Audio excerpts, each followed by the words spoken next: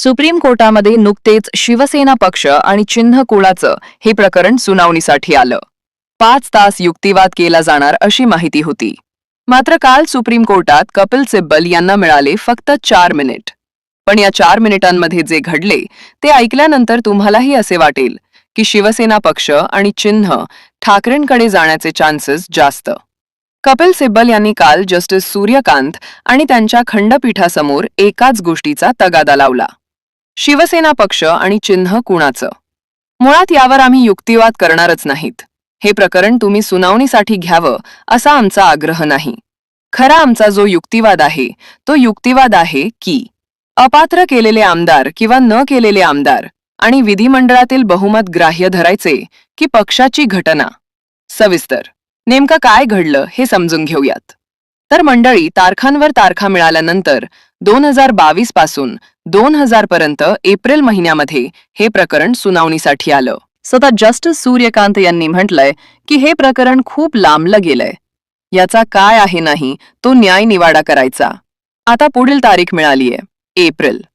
काल फक्त 4 मिनिटं कपिल सिब्बल यांना युक्तिवाद करण्यासाठी मिळाले. या 4 मिनिटांच्या युक्तिवादामध्ये सगळ्यात महत्वाचा मुद्दा समोर आला, जो उद्धव ठाकरेंच्या पक्षासाठी महत्वाचा आहे, तो म्हणजे त्या 16 आमदारांची अपात्रता.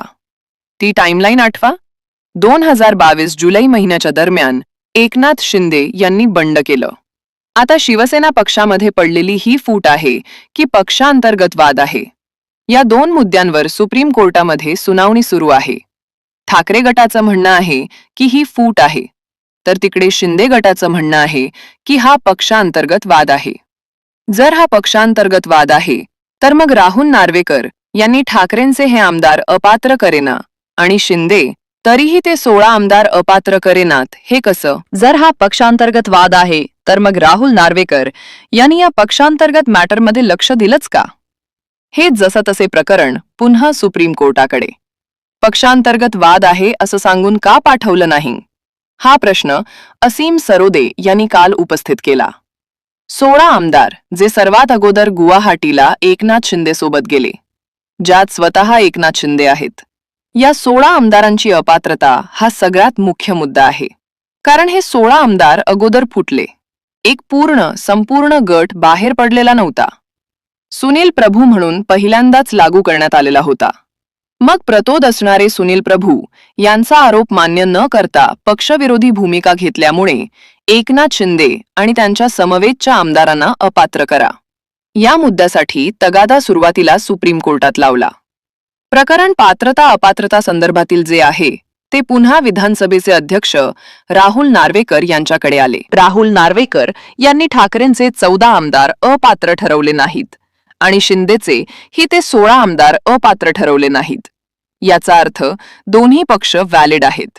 मग दोन्ही पक्ष जर व्हॅलिड आहेत तर मग ठाकरेंची शिवसेना म्हटली जाते, किंवा शिवसेना हा जो पक्ष आहे हा शिंदेचा की ठाकरेंचा? आणि जर तो पक्ष पुन्हा एकाचाच आहे तर मग दोघांचेही आमदार अपात्र कसे? या मुद्द्यावर कपिल सिब्बल यांनी काल सुप्रीम कोर्टामध्ये आवाज उठवला. दुसरा मुद्दा, सरन्यायाधीश असताना धनंजय चंद्रचूड यांनी एक मुद्दा लावून धरला होता. विधिमंडळाच्या संख्याबळाच्या आधारावर पक्षावर दावा करता येत नाही. पक्ष आणि चिन्ह आपलं आहे असं म्हणता येत नाही. आणि हे धनंजय चंद्रचूड आणि त्यांच्या खंडपीठाने त्यावेळी निरीक्षण नोंदवलं होतं. मग विधिमंडळाच्या बहुमताच्या आधारावर पक्ष आणि चिन्ह कुणाला देता येत नाही, तर मग निवडणूक आयोगाने एकनाथ शिंदे यांना कोणत्या मुद्द्याच्या आधारावर धनुष्यबाण हे चिन्ह आणि शिवसेना हा पक्ष दिला? हे 2 मुद्दे असे आहेत की या 2 मुद्द्यांचे उत्तर ना सुप्रीम कोर्ट देत आहे ना शिंदेचे वकील देत आहेत.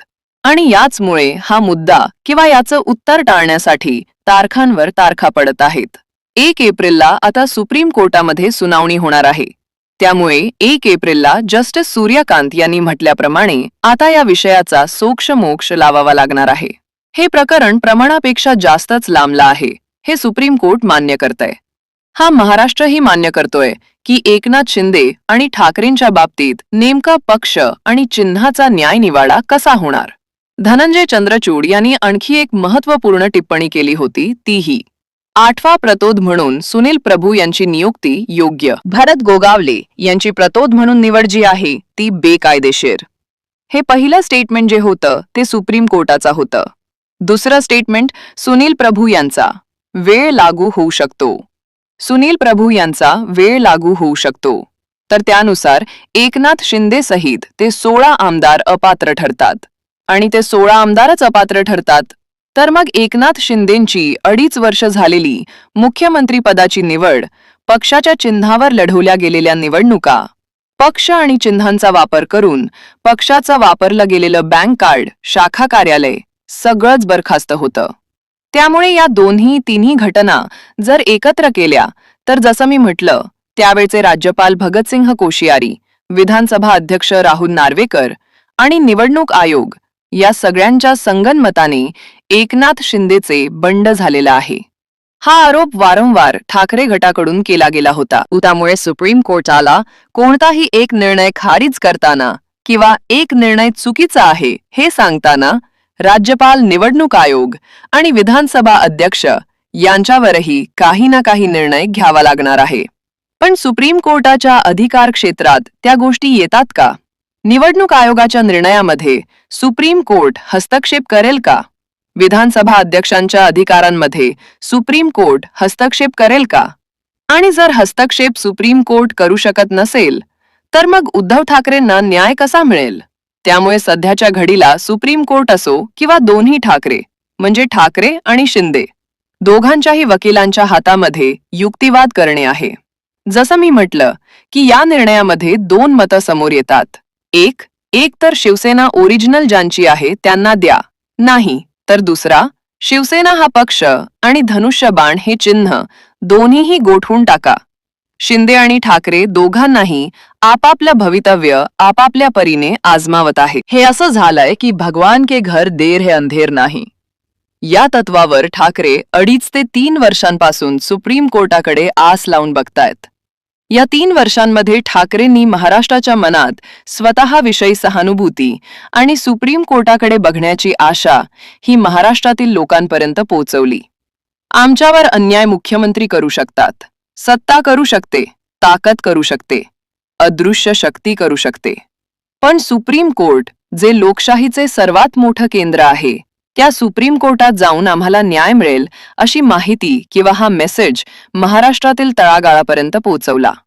त्यामुळे भूतो न भविष्यती अशा पद्धतीची बंडखोरी, अशा पद्धतीची भूत किंवा अशा पद्धतीने पक्षावर ताबा या गोष्टी होऊ द्यायच्या नसतील किंवा मग सुरू ठेवायचे असतील तर सुप्रीम कोर्टाचा हा निर्णय महत्त्वाचा असणार आहे.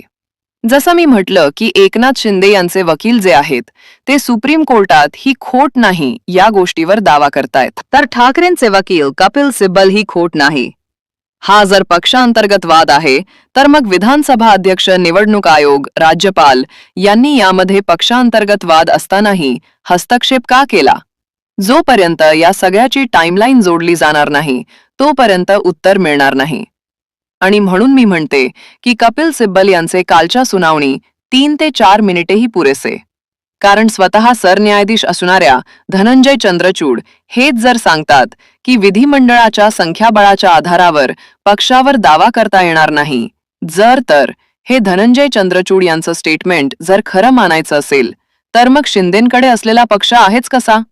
विधिमंडळातील बहुमताच्या आधारावर जर निवडणूक आयोग त्यांना पक्ष आणि चिन्ह देत आहे तर मग धनंजय चंद्रचूड यांनी नोंदवलेले निरीक्षण याचा अर्थ काय? निवडणूक आयोगपेक्षा सुप्रीम कोर्ट लहान झालंय का? प्रश्न. आणि दुसरा मुद्दा, जर राहुल नार्वेकर यांनी ठाकरेंचे किंवा शिंदेचे दोघांचेही आमदार जर अपात्र ठरवले नाही याचा अर्थ दोघांचेही पक्ष व्हॅलिड आहेत, तर मग ओरिजिनल शिवसेना एकाचीच? हा शिक्का निवडणूक आयोग कसा लावू शकतो? राज्यपाल भगतसिंह कोश्यारी एकनाथ शिंदे यांना शपथविधीसाठी आमंत्रित कसे करू शकतात? हे प्रश्न. आणि जोपर्यंत या सगळ्या प्रश्नांची उत्तरं मिळत नाहीत तोपर्यंत हा खेळ सुटणार नाही. तुम्हाला काय वाटतं? 1 एप्रिलला जसे जस्टिस सूर्यकांत म्हणतात त्या पद्धतीने 1 घाव 2 तुकडे होतील की पुन्हा तारीख? कमेंट करा आणि आपल्या न्यूज चॅनलला सबस्क्राईब करा. धन्यवाद. जय हिंद, जय महाराष्ट्र.